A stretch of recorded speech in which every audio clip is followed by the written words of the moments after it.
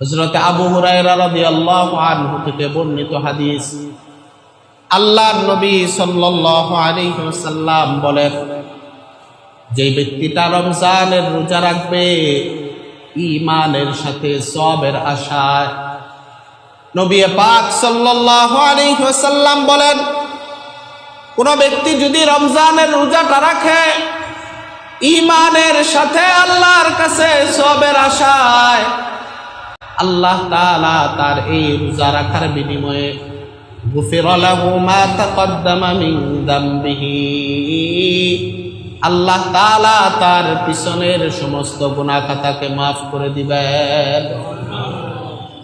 রোজা রাখার দ্বারা আল্লাহ তাআলা পিছনের সমস্ত গুনাহ মাফ করে দিবেন।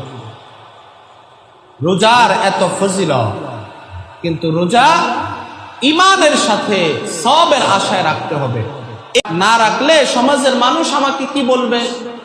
আমি একজন মুরব্বী, আমি যদি রোজা না রাখি মানুষের সামনে মুখ দেখাবো কিভাবে? আমার পরিবারের কাছে আমি লজ্জিত হব। এরকম না, আল্লাহর কাছে সওয়াবের আশা করতে হবে যে এই রোজা আমি রাখছি একমাত্র আল্লাহর সন্তুষ্টির জন্য।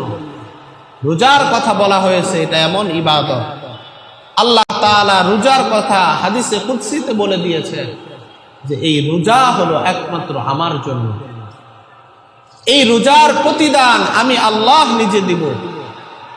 আস-সাওমু লি ওয়া আনা আজসি বিহি,